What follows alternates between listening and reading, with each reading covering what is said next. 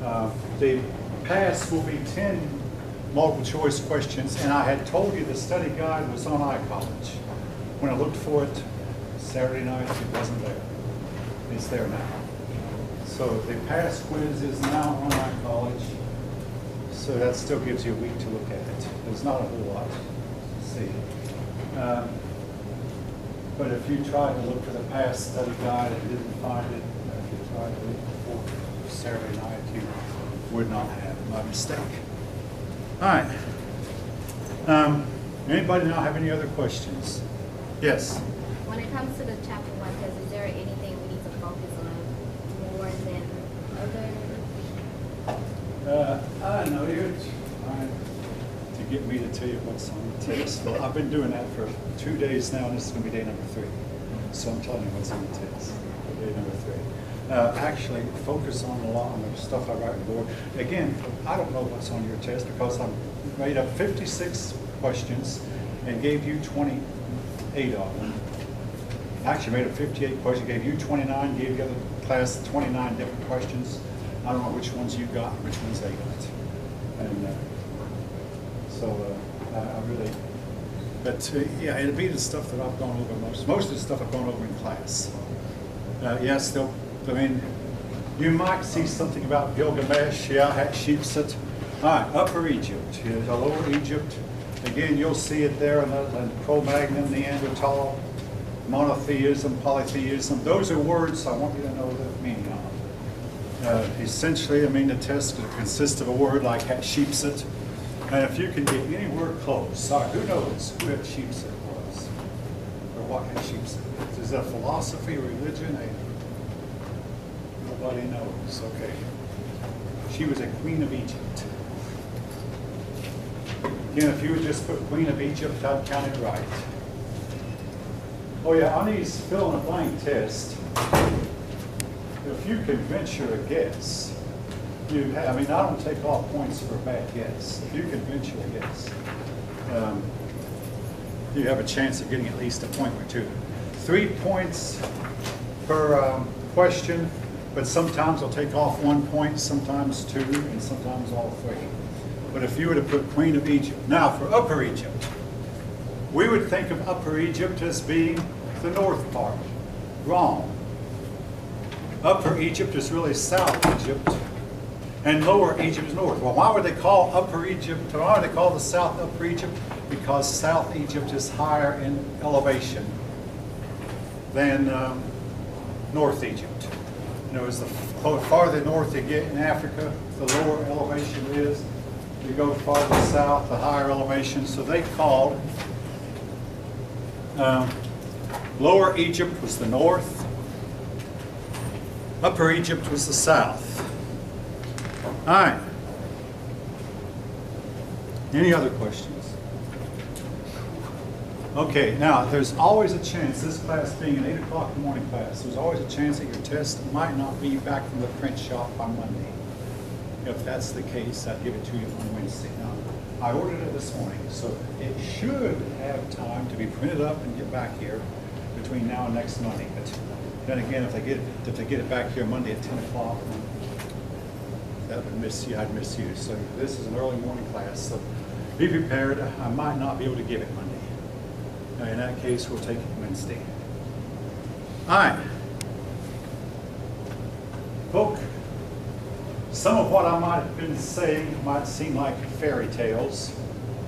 There are 3 ways that fairy tales begin. Some fairy tales begin with once upon a time, or long ago and far away. Now that's that third beginning. Back when I was in the Army, and what usually follows, somebody says back when I was in the Army, is a fairy tale. That's what one of my sergeants told me back when I was in the Army. All right. How do fairy tales end? They all have this same ending. And they live happily ever after. You remind me of a cartoon I saw where this man was reading a book of fairy tales to his daughter. He was reading, and they lived happily ever after on Social Security. Fairy tales. All right.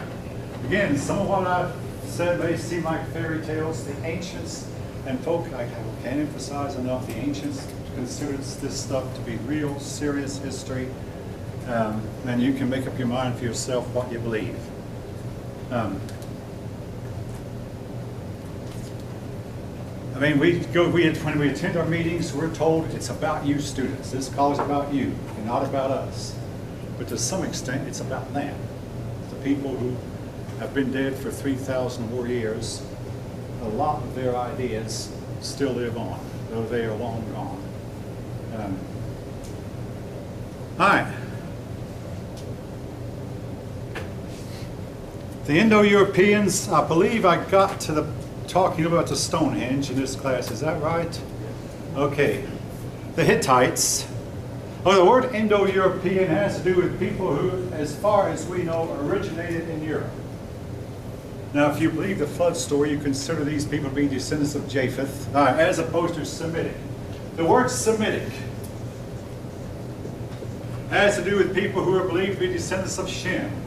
The Semitic people are the Jews, the Babylonians, the Assyrians, the Elamites, don't worry about them so much, the Phoenicians. They were considered Semitic. Indo-Europeans are people generally considered to be the descendants of Japheth. The first group we'll talk about are the Hittites.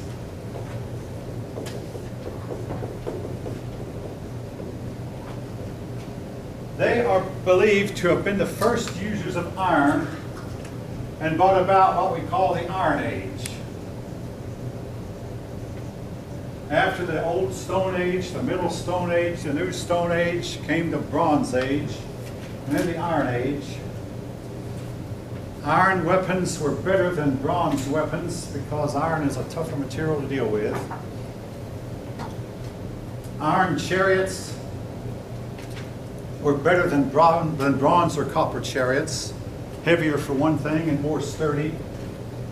And the side that had iron chariots and iron shields and iron swords was more likely to win battles against people who didn't have these things.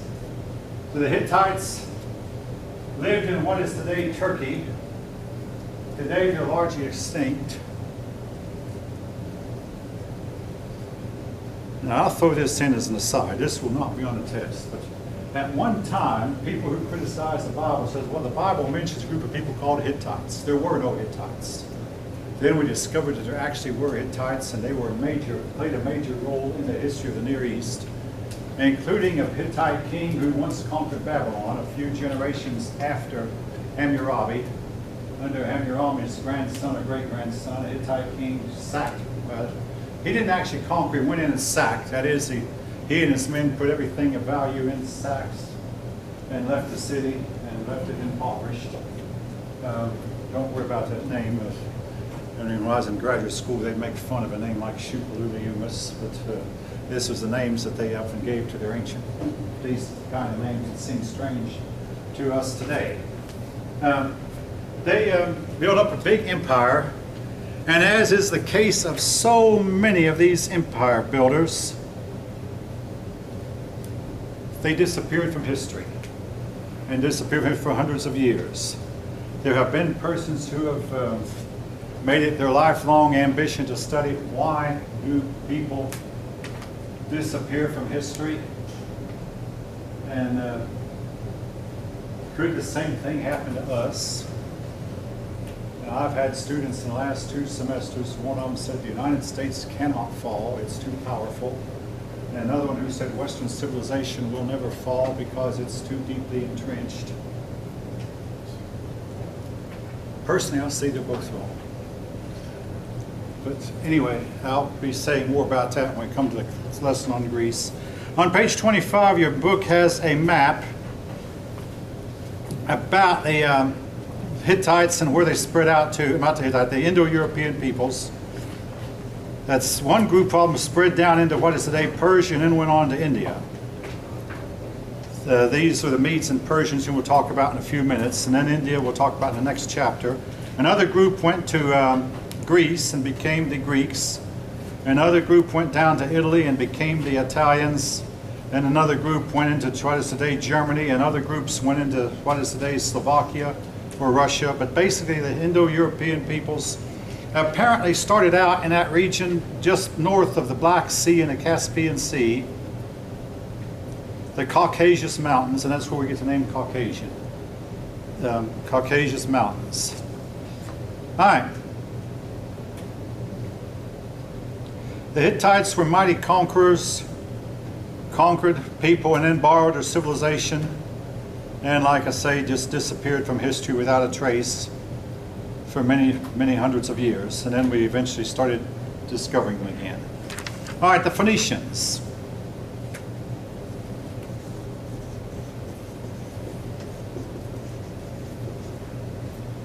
The Phoenicians lived in the area on the eastern Mediterranean, near what is today Haifa, it's today part of the land of Israel. The only good harbor in the eastern Mediterranean is the one that the Phoenicians had. Their chief city was Tyre, and their other chief city was Sidon, cities of Tyre and Sidon. The Phoenicians were traders. Their ships went. Now, this is a big controversy as to where their ships went.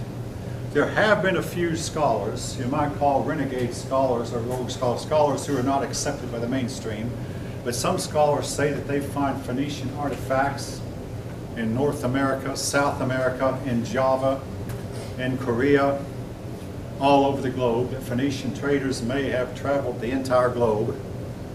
What we do know is that they did travel the entire Mediterranean. They founded the city of Carthage, which we will talk about later, so be sure you learn the name now, Carthage. But their big contribution to humanity, one that we use to this day, from the word Phoenicians, we get the word phonetics. They invented the alphabet that we largely use to this day. Now, if you could actually see a Phoenician alphabet, it doesn't quite look like ours. But the Phoenician alphabet was copied by the Greeks and then copied by the Romans. Now what we're using is more of the Latin alphabet. You'll see the Greek alphabet if you look at sorority houses or fraternity houses. The Greek, but you know, instead of having 1,000 symbols, they had about 22 symbols, and each symbol represented a certain sound. And they would put these symbols together into words. Unlike the Egyptians, where you had to learn thousands of symbols to read their hieroglyphics, or cuneiform, where each of these cuneiform symbols represented a word. It was a combination of wedges, would represent a whole word, and you had to learn them by the thousands.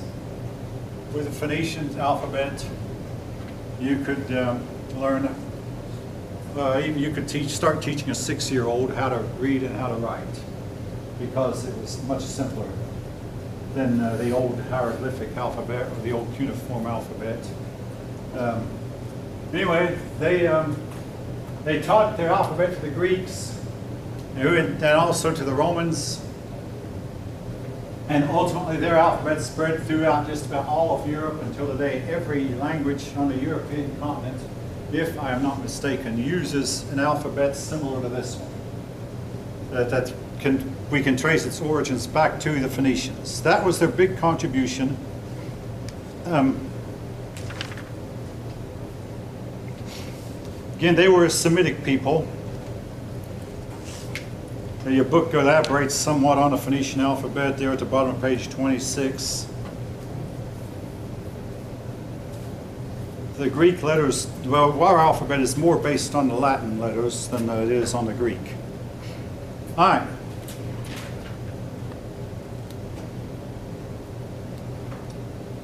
Now, the Hebrews, children of Israel. I could easily spend the entire semester talking about them, but we won't. We'll move through them about moderately quickly. All right, according to their own account, they started out as wandering herdsmen, cattle herdsmen and sheep herdsmen who lived in tents and moved from place to place. And they claimed that their original ancestors were Abraham and his son Isaac and his son Jacob. And all three of these men were wandering herdsmen. Abraham had started out in the city of Ur.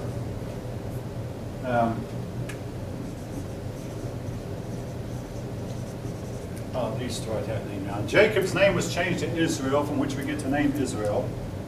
Then,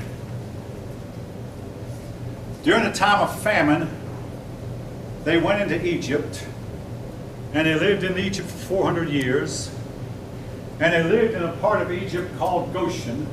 Now, the Egyptians did not care for the land of Goshen, because it was the land of Goshen was on the delta of the Nile River, and it was a chaotic region where the Egyptians had order. Right through the center of Egypt ran the Nile. Then when the Nile ended, everything just went to pieces, it seemed like. And because of the annual flooding, the shape of the land of Goshen would change every year. And again, this created a type of chaos the Egyptians couldn't tolerate, so they just preferred not to live in Goshen. So they gave the children of Israel, the Hebrews, the land of Goshen to live in. And eventually they made slaves of the Hebrews. For 400 years they lived in slavery and built some cities for the Pharaoh. And then, at the end of 400 years, a leader named Moses rose up. According to the account, the Pharaoh had ordered that all male children born of the house of Israel were to be killed, just for being boys. But Moses' parents put him in a boat and put him in the Nile River. And Pharaoh's daughter found him and brought him up in her palace, so that Moses was schooled in all the education of the Egyptians and had access to all the records of the Egyptian scholars. Then Moses committed an atrocity against the Egyptians and fled for 40 years and became a sheep herder for 40 years. At the end of 40 years, he went back and led the Israelis out of slavery. Now, folks, this story about Moses, among the American slaves of 150, 200 years ago, Moses was their favorite Bible character, and it's not hard to see why, because Moses was the leader who led them out of slavery. And the blacks call one of their heroes Grandma Moses, because Grandma Moses would appear in a slave camp one day and say, "All of you, exit." And everybody would leave. And she had a revolver. And if anybody said, "I don't want to leave," she pointed your revolver at them, "You're going to leave whether you want to or not." Grandma Moses never was caught. She freed hundreds of slaves through the Underground Railroad. But anyway, that's jumping around in the story a little bit. Again, Moses was their leader, led them out of Egypt. According to the account, there were 10 plagues. You will not find these plagues in Egyptian history if you look at standard chronology. But if you alter the Egyptian chronology by 200 years, you can find that where some Egyptians wrote letters to each other where they described the plagues pretty much the way the Bible tells them. The flies are abundant. We are bothered by gnats. There are frogs everywhere. The slaves have risen up against their masters. And anyway, after the series of 10 plagues, Pharaoh finally told Moses to go with his people. Moses then left Egypt. And there he was given the law, which the Jews are supposed to abide by. And after 40 years of wandering around in the desert, they came in and they partially conquered the land of Canaan. They did not conquer it all. But they moved in and settled in what is today Israel. For a while they were ruled by judges, and whoever was a strong man at the time, he would take charge and he would govern them, protect them from their enemies. Then they demanded a king. They had 3 kings before their kingdom split into north and south. The northern kingdom was called Israel. The southern kingdom, Judah.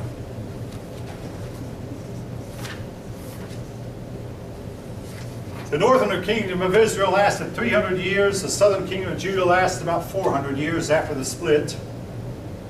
Eventually,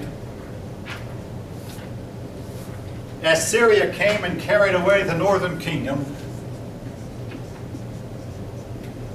And the northern kingdom of Israel has largely disappeared from history. Now, there have been all kinds of books written. People try to find where are the 10 lost tribes that were carried away. That is still a mystery. As for Judah, 100 years later, Nebuchadnezzar of Babylon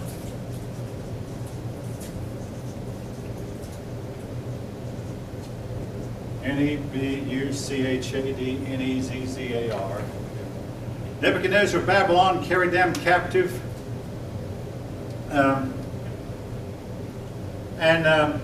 After about a generation or so, the people of Judah were allowed to return by a Persian ruler named Cyrus when the second Babylonian Empire fell. A ruler named Cyrus the Great.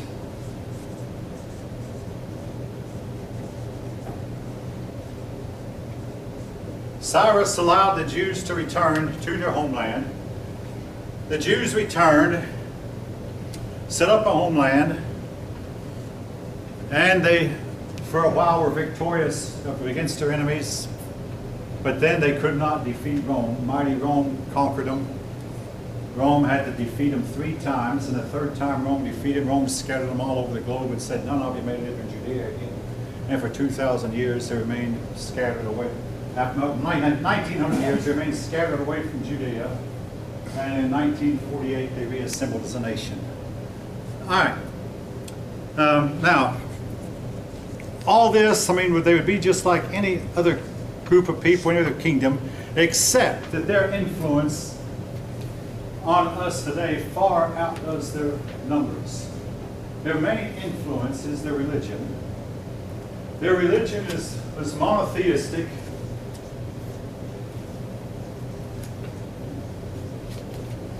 In one word, meaning they believe there's only one God.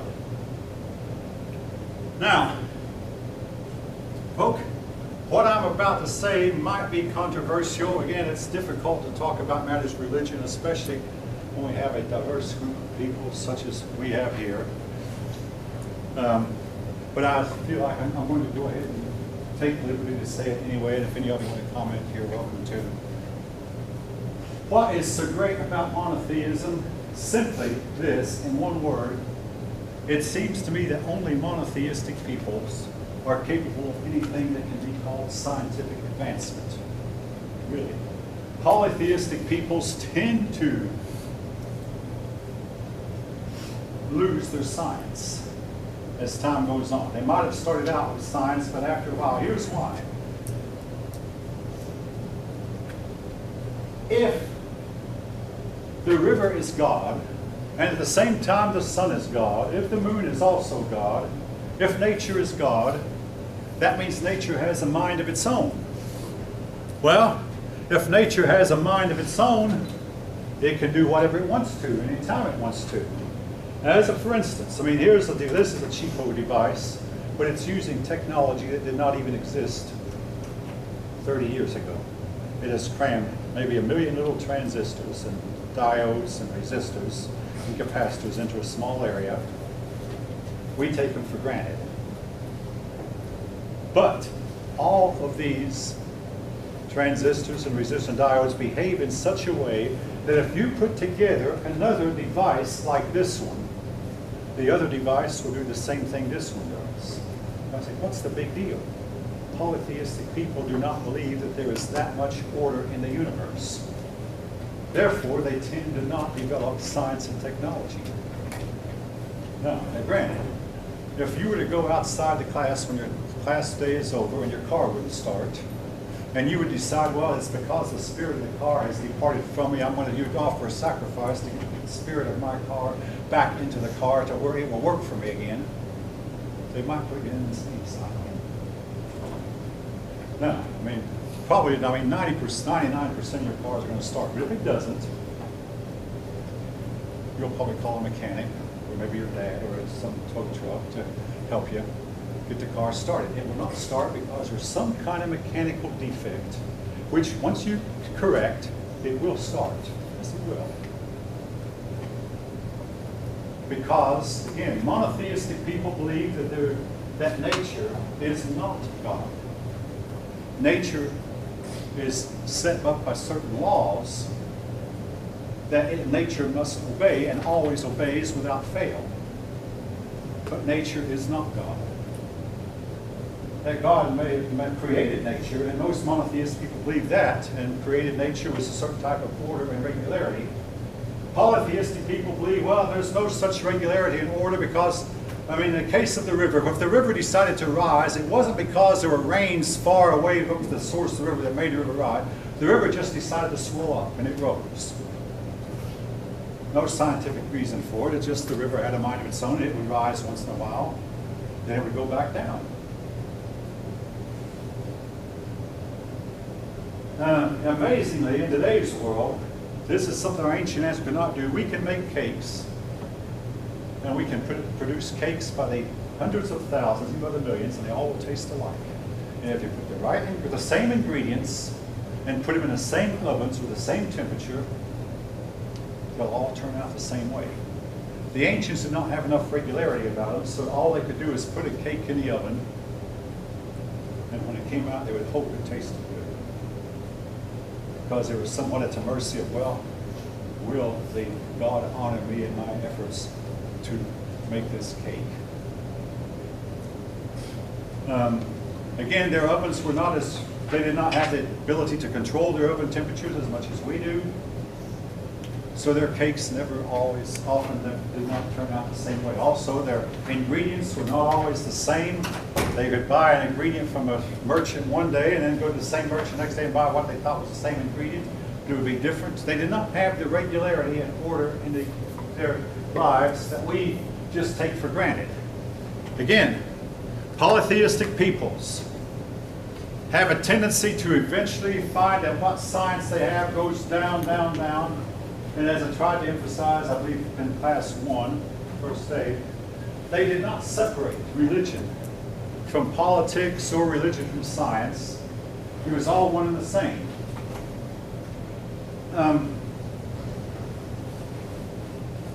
But not everyone will credit monotheism with being the reason that we have progressed upward. As I've tried to explain to you, and tried to emphasize in both classes, most of history up until this point was a history of a decline in culture, a decline in science, where that the ancient Egyptian kings built the pyramids. The early Egyptian pharaohs built a canal that joined the Nile River to the Red Sea, and later Egyptian pharaohs could only build temples or palaces, but nothing that would compare to the pyramids. Nothing. Again, they were declining as time went on. Again, the God of the Hebrews was not nature, but he transcended nature. He maintained a separate existence from nature. So the people of Israel were much different then from their neighbors, even though if you actually look in a detailed account of Israel's history, they had a tendency to try to become like their neighbors and worship the gods of their neighbors. And when they did, their society collapsed. And they wound up being picked up and carried away captive. Now, folk, when I say carried away captive, we in the 21st century, we have never seen a time, none of us have, not even me, when an enemy comes from abroad speaking a language we don't understand and chooses certain of us to take and carry to a distant land and drop us there to start life over in a completely distant land. This is what Assyria and Babylon did to its people, the people they conquered. They would take the upper crust of the population, the educated, and leave behind certain people who they figured would never be able to organize enough to organize a rebellion. Late in their history, a group of people called prophets rose up. And these prophets, even my graduate professor had to admit, seemed to have a lot of insight. And they would tell the people, hey, these kingdoms of Babylon and Assyria that have been kind of dormant for generations, they're going to rise again. Assyria had been powerful about 900 years before, and Babylon had been powerful in the days of Hammurabi. These kingdoms are going to rise again, and you people are not ready. We need to unite, get together, the appeal fell on deaf ears. And the kingdom, first the kingdom of Assyria rose up, as some of the prophets said it would. Then the kingdom of Babylon rose up, and Israel and Judah ceased to exist as a nation. Their upper classes carried off captive. All right. Moving on, again, folks, there's a lot more that could be said about Israel and Judah. Oh yes, oh yes. One thing I did not mention. Two of their most powerful kings were David and Solomon. These were kings before Israel split up. David is remembered for the famous story about him killing a giant Goliath. Goliath, if you can believe the account, was 6 cubits tall, and a cubit was 18 inches, which means Goliath was about 9 feet tall, which means he'd stand up about near the second or third block, if you can believe the account. Now, folk, I must remind you, all of the ancient peoples, every one of them believed that there were giants on the earth at one time. So it's not just a biblical account. David's son Solomon was one of the richest kings, or the richest king that Israel ever had, and supposedly one of the richest kings who ever lived. And he talked about the grasshopper, the ant. He studied biology, he studied astronomy, he studied the stars. He was supposedly versed in all kinds of knowledge. But in his building up of wealth, he was burdensome to his people, taxed them heavily, and worked them really hard. And this led to rebellion against his son that led to the split of the kingdom. And also, according to biblical account in the book of Kings, Solomon became an idol worshiper himself and left the God of his father David and began to worship the gods of people living around him. With the result was that his kingdom became smaller, became weaker. All right, Assyria.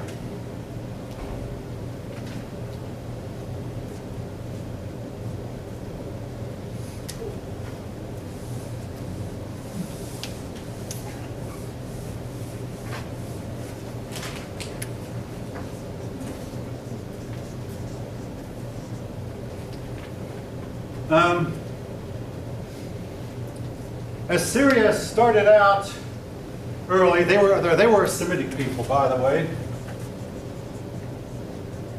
They started off fairly powerful, then for hundreds of years declined. They were located in a wide open plain north of Babylon, in what is today northern Iraq. And they understood the meaning of fear, because they were invaded often. They were like at a crossroads. People going from east to west would cross their territory. People going north to south would cross them. So they were in the middle of activity at a crossroads, and they were invaded often. So they realized to survive, they had to build up a powerful army. Eventually, they had a series of very powerful kings, and they built up an empire. They eventually conquered Babylon. They conquered the kingdom of Israel, among others. They conquered Aramean, part of Turkey. And this empire became very mighty at one point. They did not quite conquer Judea. They sent an army to Jerusalem, and believe what you will, Herodotus says it rats ate the bowstrings. Some historians believe pestilence hit the army. According to biblical account, an angel came and killed off a big part of the army. But whatever, they were not able to conquer Judea because they couldn't take Jerusalem, but they did take the northern kingdom captive, and the northern kingdom disappeared from history. They were great users of iron.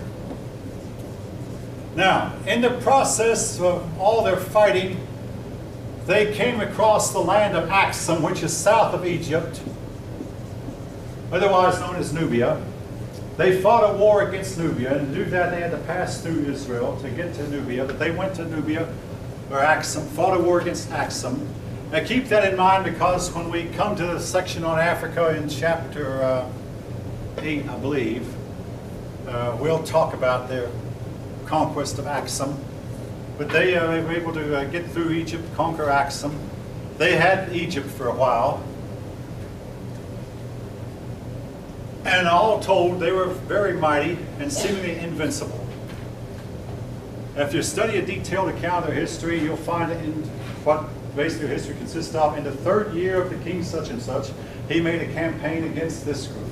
They would, every spring, it would be like a Major League Baseball team. Every spring, the players get together and have their 162 games. Then at the end of the season, the best teams go to the playoffs, the rest of the teams go home. Well, they'd fight, they'd get together in the spring.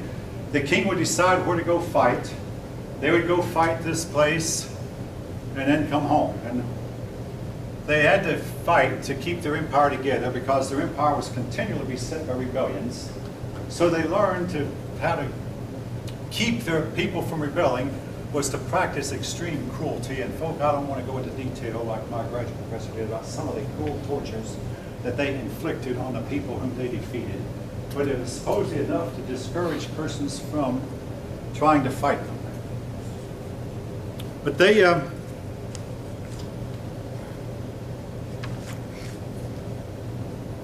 became very powerful at one time, and then, as is the case of all these empires, eventually they collapsed.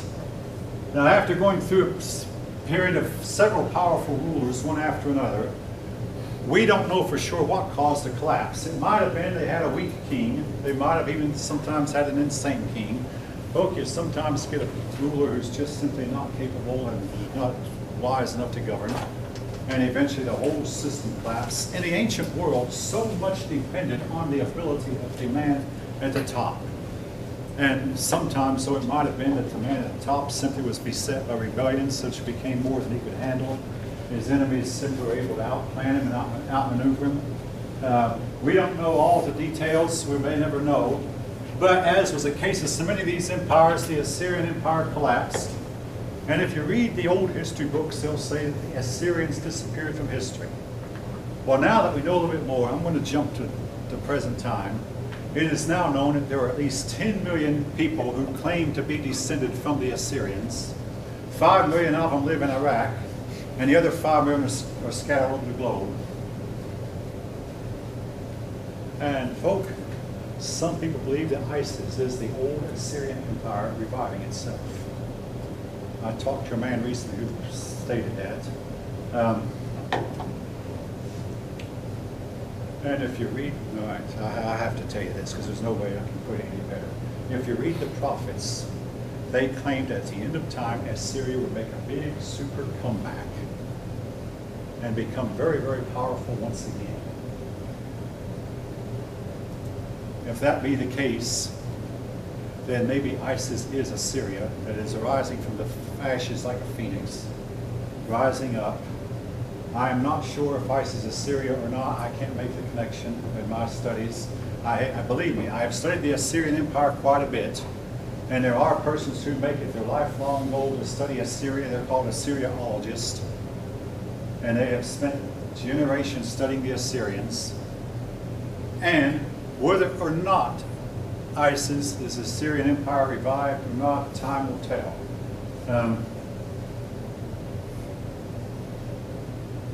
All right, I'll pause. Anybody have any comments? It seemed like, I got a sleepy class all of a sudden awake, and that's if I did that much. Folks, what I just said to you is something I have not dared to say to another class before. And again, you can, yes? Were they what? They actually, no, they were not barbaric. They had a highly advanced civilization. They had 5 capitals. They had big listening cities. They had only 2 social classes. Oh, the upper class, which was super rich, and everybody else was dirt poor. They did not have what we call middle class, but no, they were not the barbarians. Now, they fought a lot of wars against the people they called the Scythians, who were barbarians. But the Assyrians were an advanced people. Yeah. Sorry, I actually said, weren't they known for their library? Oh, library. Oh, okay. I thought you said barbarian. You have to pardon me. I'm hard here now. Library. Oh, yes. Now. We have gone into their cities and discovered their libraries. Particularly, one of their last powerful ruler was a ruler named Ashurbanipal. And he got together a vast library, most of which we have found intact.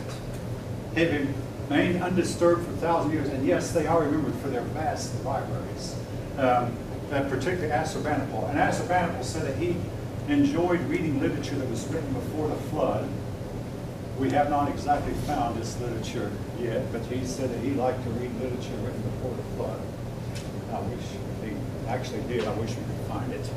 But again, only the stuff that was written on stone or on clay has survived. Anything that was written on sheepskin, goat skin, papyrus is reeds woven together. That's from where we get our word paper. The Chinese were the actual inventors of paper, but the Egyptians and some of the Middle East people used papyrus, which was reeds woven together. But all the papyrus has disappeared, rotted away, sheepskin likewise. But the clay tablets have remained. Yes, they were remembered for their libraries. I'm glad you asked that. Particularly the big library at Assurbanipal. One of their capitals was Nineveh. They had Ashur was another capital. Oh yeah, the Assyrians came, the name comes from Shem's son Ashur. Shem, the son of Noah, had a son named Ashur, and the Assyrians tended to worship him as a god. According to the Assyrian beliefs, Ashur had made the heavens and the earth. They worshiped their ancestors, basically. The Chinese did too. And a lot of people believe that, well, Jupiter was another form of Japheth, that the Greeks and Romans actually were worshiping their ancestors also, whom they later looked on as being gods. All right. Most of the people in Assyria were farmers, but these farmers supposedly made really good soldiers come spring, and don't ask me how they got the farm work done when they had to go off and fight, but somehow they managed for a long time. Anyway, they have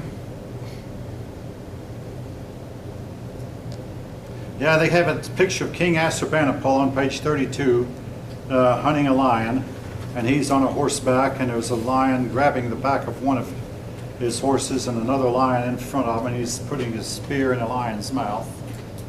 Again, lions were a big problem for the people living at that time, and right now I don't know if there are any lions left in the Middle East or not, because human population has become so great, and also humans have guns that they didn't have then. And they drove the lions. Anyway, in the last 2,000, 3,000 years, the lions have all been driven off. All right, which takes us up to Persia.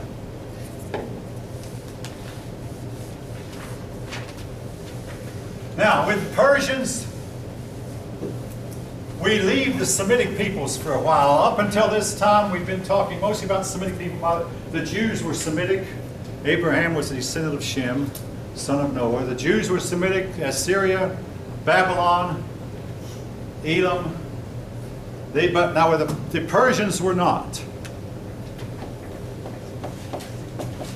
The Persians were descended from people who started out in the Caucasus Mountains. We call them Indo-Europeans again. And they settled in what is today Iran. Now, it's easy to get Iran and Iraq mixed up, but if you can study them long enough, you'll get them right. Iraq is to the east and Iran to the west. Iran is more mountainous. Iraq is the land between the rivers where civilization began, and Iran is this mountainous region east of Iraq. But anyway, Persia is modern Iran.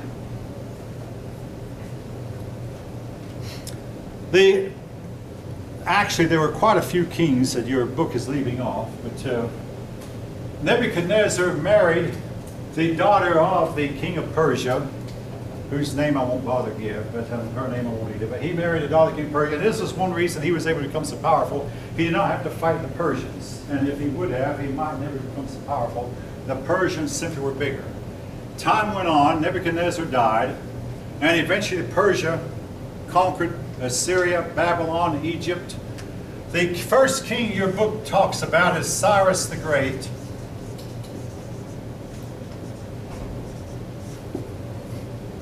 Now, according to the accounts, Cyrus the Great was really a kind, benevolent king. Everywhere he would conquer, he'd tell the people to conquer, now those of you who wish to go back to your ancestral homeland that the Babylonians, Assyrians deported, you're welcome to go back.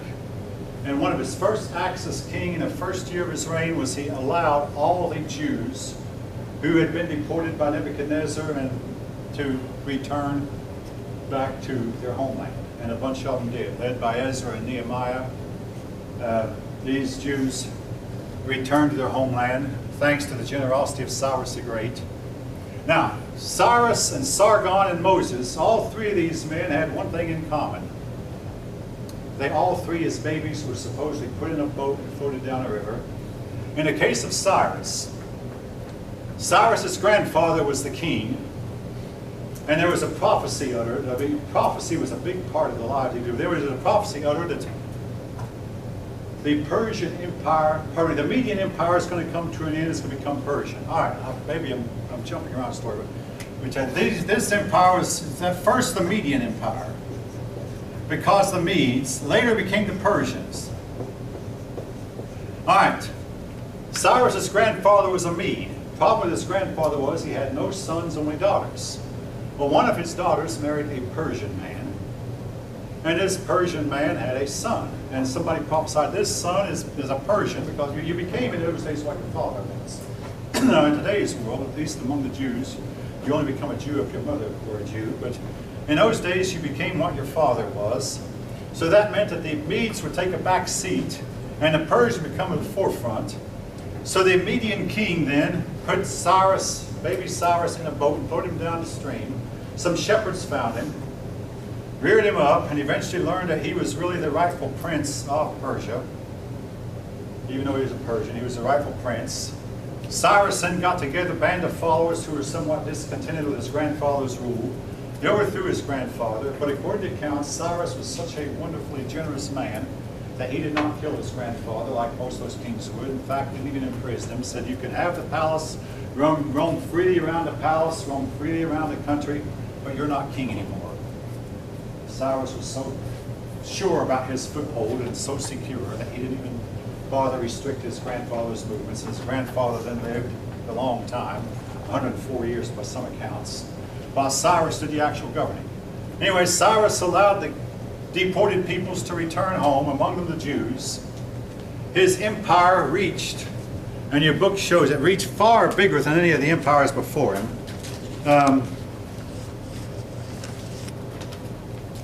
Let's see. Oh yeah, page 31 shows an empire that included all of Turkey, part of what is today Macedonia, Egypt, Libya, Babylon, and all the way Parthia, all the way to the borders of India, all the way to the Indus River. Almost, and it lasted 200 years. Unlike the Assyrians, who were cruel, the Persians were generally kinder. And this was one reason that the empire was able to hold together so long.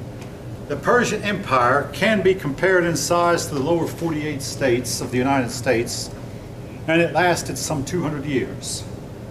Now, keep the Persians in mind, because we'll be talking about the Persians again when we come to Greeks.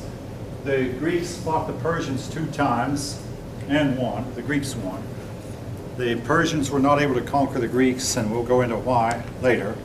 But they were able to conquer Egypt, Babylon, Assyria, Parthia, Elam, and all pretty far east. And again, their empire went from India to the borders of India, to the border of Ethiopia, to the border of Libya, and to the border of Greece. Quite vast, to say the least. They governed this empire. Their kings set up a postal system to where they had a bunch of horses that they would be at a certain post, and every keeper of the horses would expect to have one horse well rested and well saddled all the time. To if a postman arrived, he would drop off the horse that he had just ridden, which was tired, drop off the horse, pick up the saddled horse, and take his mail and go on to the next place, somewhat like our Pony Express that came later. And it was believed that a message, not the postman himself, but the message could travel from one end of the empire to another in a week's time, just by, if the mail would be traveling day and night. Now, sometimes When they came to a certain area, the postman himself would simply get off his horse, and another then give his mail to the next postman, who would take it. And the next postman might travel all night, changing horses 2 or 3 times along the way. But they knew where these stations were along the roadway, and they would sometimes change horses and drivers. Our buses today do the same thing. I mean, it's not unheard of for a bus to change drivers after going for so many hours, because drivers are only allowed to drive about 8 or 10 hours a day. Then they have to pull over, but the bus can keep on going.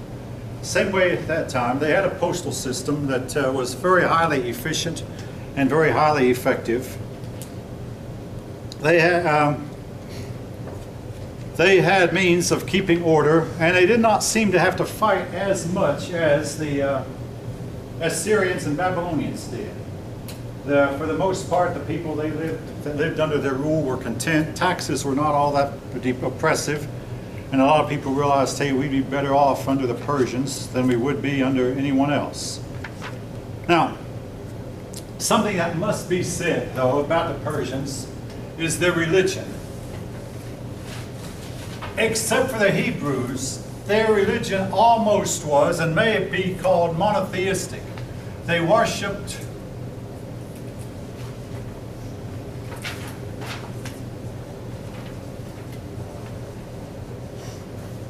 here Mazda, and he might have been the only god in their pantheon, the great high one. Now, here is what connects Persian religion to Hebrew religion, and some people believe that the two might have influenced each other, because when Nebuchadnezzar carried the Jews captive, some of the Jews were sent to live in Persia, because after all, Nebuchadnezzar had married the Persian king's daughter. Not only was it monotheistic, but it also was a religion connected with morals. Now, this is something that was unique in the ancient world. Morality and religion did not go together, until we come to the Hebrews, where they associated morality with religion. You know, they said, you shall not do this because God said so. You shall do that because God said so. And the Persians did the same thing. They associated religion with morality. They believed, all right, well, first of all, I'll give the name of their founder, Zoroaster. Now, the last time I did research on Zoroaster, there are persons who even question that he ever existed. I mean, there have been people who questioned whether Abraham existed, people who questioned whether Moses ever actually existed, and there are people who question whether Zoroaster existed. At one point, we believed that Zoroaster would have lived around the year 600 BCE, shortly before the Babylonian captivity of the Jews. Then we decided, no, if he lived at all, he must have lived around 1000 BCE, 400 years earlier. The fact of the matter is, we know very little about his personal life. But Zoroaster's teaching eventually became the official religion of the Persian Empire. Here's what he taught. He taught that there was a struggle going on between good and evil, and that good was going to have a difficult time triumphing over evil, because goodness and evil were almost evenly balanced. Eventually, at the end of time, good would gradually would nose out evil, and good would triumph over evil. But in the meantime, it was our duty while we were alive to see to it that we were fighting with the good, siding with the good, and helping assist the good to triumph over evil. Again, a lot of this may sound like standard Judaism or standard Christianity. To me, though, it had I mean, this is my opinion, it had one big fault. Zoroaster believed that once you took the side of evil, you could never become good again. You were hopelessly bound by evil. And I would have to say, well, you got it almost right. It is known that 19 out of 20 people who fall into a bad habit, whether it be alcohol or drugs, 19 out of 20 never change. Outlaws, same thing. Most of them who fall into that pattern never change. But to say that you can't change, I have to say, Mr. Zoroaster, I can't go along with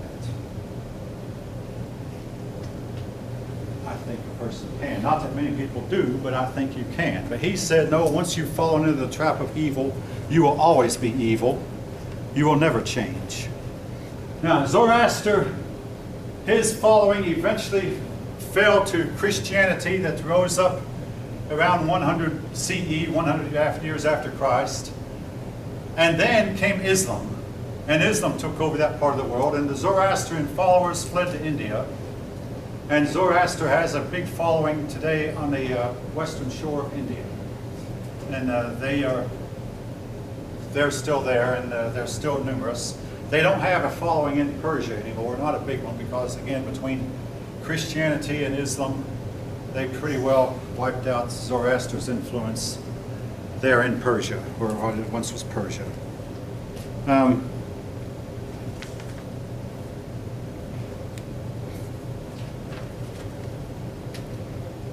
right.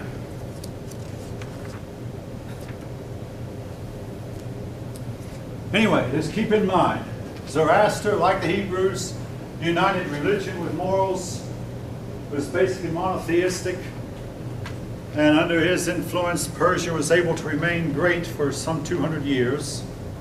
And actually, after 200 years, I mean, the Persian Empire officially ended when Alexander the Great, whom we'll talk about in chapter 4, when Alexander the Great came in and conquered them.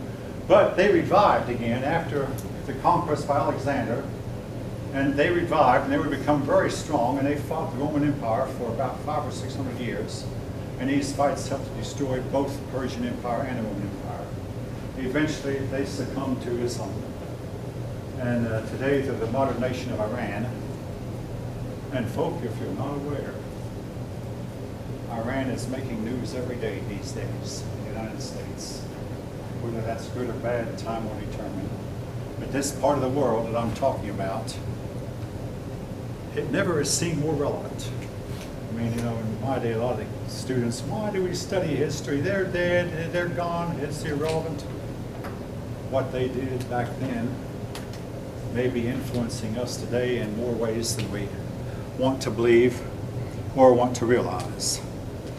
All right, now, this ends chapter 1. Now, I'm going to spend the rest of the time reviewing for the first test. The reason for doing this, though, is sometimes this first test is a shocker to a lot of folk. And in case there's anything I missed, I really want to cover. But, okay, I'll start at the beginning. Your authors take up the view that mankind came into being by means of evolution.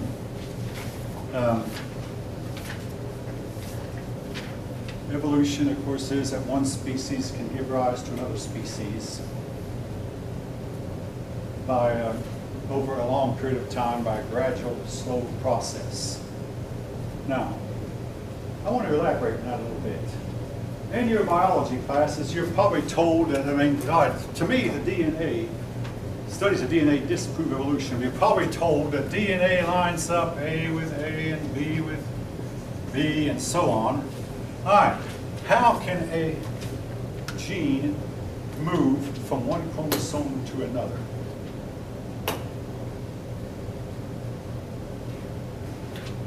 Because after all, we do know that when it's one species, the gene for eye color might be on one chromosome, and another species, it might move to another. If you don't know the answer, I don't blame you. I don't either. Genes simply cannot move from one chromosome to another. Or how can genes move from one place to another on a chromosome? In our studying of DNA, we never see, well, this gene is transitioning from chromosome number 2 to chromosome number 4, and given a billion years, it's something else. If a gene did move from one, let's say that gene A and B are on this chromosome, and all of a sudden, gene A and B decides to move over to this one, unless the new creature, who has an A and a B, along with a C and a C and a D and a D, unless this creature met a member of the opposite sex that had the same chromosome deformation. And folks, this is virtually impossible. The line, though, would come to an end. In other words, if a chromosome did move, if a gene did move from one chromosome to another in a line, unless that creature that had the change, met a member of the opposite sex that had the same change, located in the same place. They could not reproduce. Am I making a point fairly clear? Then I had the student ask me, well, then how come evolution has such a fall? Here's my answer. It's because there's only one alternative to evolution. Only one. And a lot of people don't want to believe in that alternative. The only known alternative to evolution is creation. If you don't want creation, then all you're left with is evolution. Now, some people try to say, oh, well, evolution might have occurred on another planet and life been transformed here. That just simply takes the problem and puts it out on another planet somewhere. But it still begs the question, well, where and how did life begin in the universe? Now, there is another group of people, we'll talk about the next chapter, chapter 2, who believe that, oh, the universe had never had a beginning. It always existed just like it is now, and it's just, it will always exist, always there, and it had no beginning. Some of us have a difficult time believing that also. I mean, even evolutionists and creationists likely today, there must have been a time when there was no life, and somehow life got started. All right, anyway, there's a lot more I could say on each of those topics, folks. All right, anyway, your authors take that view. Now, I used the term earlier this lecture, Paleolithic. What do I mean by Paleolithic? Paleolithic, Mesolithic, Neolithic, anybody remember? Old Stone Age, Middle Stone Age, New Stone Age, when supposedly man lived by flintstones, or any kind of stones he could get and learn how to shape. Anyway, Stone Age. And then it went from there to the Bronze Age, where he learned how to mix brass and copper, I believe brass and copper, and get bronze. And bronze was a better material for than either brass or copper had been. Then somebody learned how to mine iron and smelt iron, and that was difficult because iron, you have to get much, much hotter temperatures to melt iron. If any of you have seen it done, they use these big old bellows where they pump a whole lot of oxygen into a hot flame because, I mean, an ordinary flame of fire cannot melt iron. But if you can get get a stream of oxygen flowing into the fire, you can get the fire really, really hot, hot enough to melt iron, and then you can mold it and shape it into whatever form you want, or get the impurities out of the iron. The iron must be separated from its impurities. Generally, what happens is the iron itself, when it turns liquid, it will melt and melt to the bottom, and then the lighter stuff will flow to the top. Then you have to get some puddler to come along with a special tool, a clay tool particularly, and remove the impurities from the iron. And once the iron hardens, you can shape it into whatever you want to shape it in.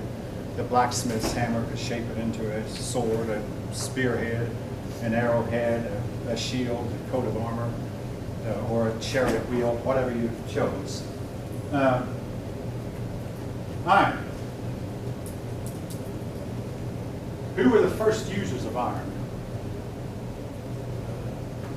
The group of people who, at one time, it was said they didn't exist. The Hittites. Hittites were the first users of iron. All right.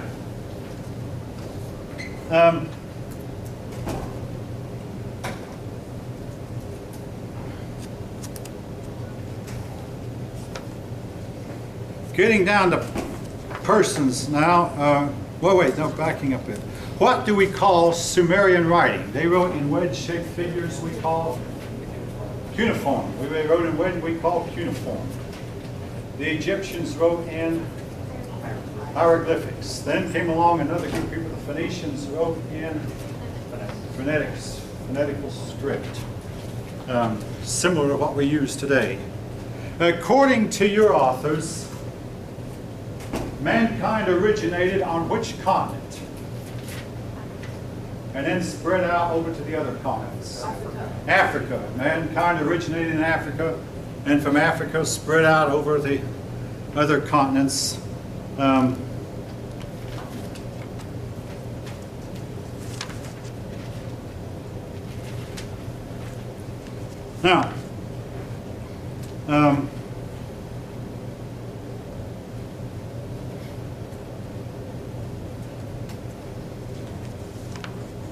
What do we, this is an extremely loaded question, and we'll call it a day at a time. Well, not quite, I'm not ready. What do we have to have in order to have a civilization? In order to people be civilized? What's that? A ruler? I think I heard a ruler. Yeah, you need a government, yes. Some kind of government. You need, what's that? Common, you need a religion, you need general, this is generally true. Now in modern times you've had a few nations that have tried to get along without a religion, and I will say this, Russia tried it and China, and in both cases they wound up starving millions of people when they had plentiful harvest, starving to death. No offense, I'm sorry, but it's in the records, folks. You generally have to have a religion. And what else? Schools, workers, and diversification. A lot of it had to do with diversification of employment, where that one person might be a tanner, another one a blacksmith, and they all work together in some kind of harmony. And one person a brass worker, another one an iron worker, and another one, of course, most of the people be farmers. Another one a school teacher, and then another one a government official, and another government official, and another one a general in the army, and other people who make a career out of being soldiers in the army. You have to have armies to be civilized. And why is that? Well, it's necessary, folks, because, all right. One of my brothers is a pacifist, and maybe it's a small party, so hard against it. Between the wars, World War I and World War II, there was a pacifist movement, really strong. And the strongest pacifists were the, I hate to say it, the Jews. Today, I've been told that Jewish rabbis do not teach pacifism anymore. You know, if you know better or different, you're welcome to say so. What happened? Multiplied millions of Jews were thrown screaming alive into ovens. And after that, they decided, hey, we've got to fight. This is what people will do to you if you don't stand up for yourself and fight. Now, if you don't like what I'm saying, I got something to tell you. I don't like it either. Hey, I didn't want to fight when I was young, but I wound up joining the army anyway, because I felt it was my patriotic duty to do so. And I'm always glad that I did. I survived it. I did not ever see combat, but we played our war games. I've had many a dream of being in combat, and it's scary. But it's just a part of our existence. There's something wrong with mankind. And ISIS is convincing us more than ever of why men have to fight, and sometimes too. If we don't fight them, they're going to come and kill us. And if they had a chance, I'm talking to those of us who are Americans, they would come in right now and take everything from us that we have. And the only reason they don't is we have an army that's capable of standing up to them and defending us. So, I mean, a part of civilization, you must have an army. You must be willing to fight. That's part of it. Civilization involves, again, government, religion, seems to schools, education, writing, record keeping, diversification of occupations. I mean, hey, about shoemaking, the making of shoes, sometimes called a cobbler, is an art. And a person who spends years and years learning it, oftentimes a person who makes shoes is no good at farming. Or a person who farms cannot make his shoes very well. So he has to buy his shoes from the man who can make them. And a farmer, and the shoemaker buys his farmers from the shoemaker buys his food from the farmer who can grow it. Diversification of occupations. It makes for higher quality workmanship and makes for higher quality products. All right, that is civilization. Very, very important that we know what a civilization is. Your authors insist that mankind went from being uncivilized to civilized. I question that. I think that man, when he became uncivilized, he became that way. That your uncivilized people were descended from civilized folk. Just like your cave people were descended from civilized folk who simply dropped out of society for one reason or another when the burdens of society seemed to become too rough. Or maybe a great war occurred and forced people to live in caves, and folk, we're not immune. if the right kind of electrical shock hits this country and all of our equipment, all our computerized equipment were to suddenly become useless, nobody knows what would happen. And folk, it can happen. And it might not even be a man-made thing. I mean, the sun could flare up, and if you're eating a ham operator, I can tell you, the sun is doing some really, really weird, crazy, unusual stuff these days. And it could happen, and maybe it happened to them. All right, we'll leave.